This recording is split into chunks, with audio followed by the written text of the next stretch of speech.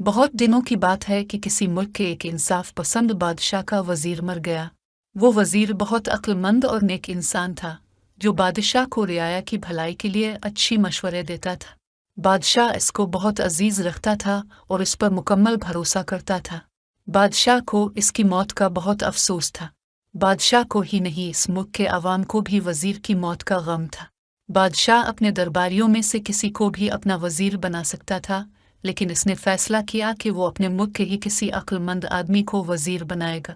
बादशाह अपने एक वफादार मुलाजिम के साथ रात को भेस बदलकर अपनी रियाया के हालात जानने के लिए निकलता था।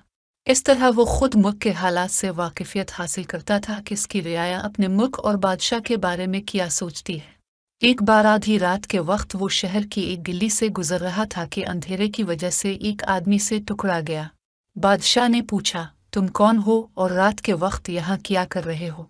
इस शख्स ने जवाब दिया, मैं इस शहर का एक शरीफ इंसान हूँ और बेवकूफ़ों को अक्लमंद बनाने के गिर सिखलाता हूँ। मुझे चोरों का खौफ नहीं है, क्योंकि मेरे पास चोरों के लिए कोई चीज़ नहीं है। बादशाह घूम फिर कर अपने महल पहुंचा और दूसरे दिन उसने हुक्म जारी किया कि शहर में रात के वक्त हर शख्स हाथ में चिराग लेकर निकला करे।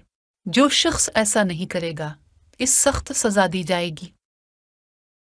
कुछ दिनों बाद बादशाह रात के वक्त शहर की एक गली से गुजर रहा था कि वो एक आदमी से टकरा गया। बादशाह को बहुत गुस्सा आया और उसने पूछा, तुम कौन हो और इस वक्त यहाँ क्या कर रहे हो? जनाब, मैं इस शहर का एक मुअज़्ज़ज़ आदमी हूँ और बेवकूफ़ों को अक्ल सिखलाता हूँ। बादशाह ने पहचान लिया कि ये वही शख्स है जो चंद दिन कबल इससे टकराया था। क्या तुमने बादशाह सलामत का हुक्म नहीं सुना कि रात के वक्त हर आदमी हाथ में चिराग लेकर निकला करे?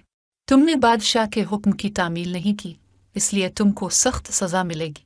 बादशाह ने गुस्से में कहा, जनाब वाला, मेरे हाथ में चिराग है, अब देख सकते हैं। इस आदमी ने जवाब दिया, मगर ये रोशन क्यों नहीं है? जनाब वाला, बादशाह सलामत के हुक्म में सिर्फ इतना है कि हर आदमी हाथ में चिराग लेकर चले।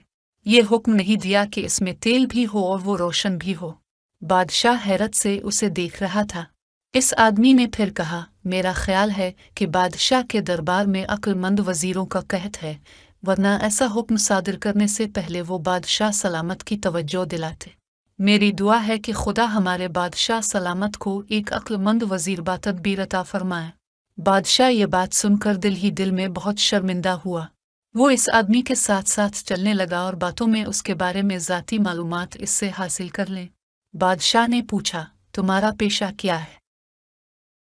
इसने जवाब दिया, जनाब वाला, मैं एक मदरसे में उस्ताद हूँ और अक्लमंद बनाने वाली 2 अजीम किताबों का हाफिज हूँ। इसके अलावा बहुत सारी ऐसी किताबें पढ़ता हूँ जो इंसान को अक्लमंद बनाकर उनको कामयाब इंसान बना सकती हैं। मेरे उस्ताद ने मुझसे कहा था कि अगर कोई आदमी गुलिस्तान और बोस्तान की हकीकतों को समझ कर पढ़े और गौर करे तो एक दिन वो अक्लमंद तरीन इंसान बनकर किसी बादशाह के दरबार में जगह पा सकता है। बातें करते करते इस अक्लमंद इंसान का घर आ गया और वो रुखसत हो गया।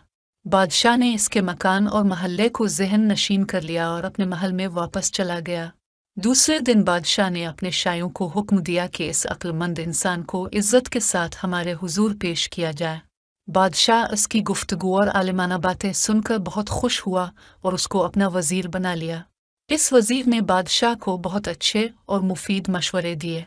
बादशाह ने हुक्म दिया कि शहर के सारे बाशिंदों को मुफ्त चिराग और तेल फराहम किया जाए और गली कोचों में रात को रोशनी करने के लिए चिराग थामे नौकर रखे जाएं। बादशाह ने हुक्म दिया कि उस्तादों के अलावा भी शहर के हर शख्स को चाहिए कि वो शेख सदी शिराजी की किताबें गुलिस्तान और बोस्तान ज़रूर पढ़े। ये तो एक हकायत थी, लेकिन सच है कि दुनिया के अक्लमंद बनाने वाली किताबों में गुलिस्तान बोस्तान बहुत मशहूर किताबें हैं और उनका तर्जमा दुनिया की तकरीबन तमाम ज़ुबानों में हो चुका है। इनको पढ़कर आप अपनी अक्ल विदंश में इजाफा ज़रूर कर सकते हैं।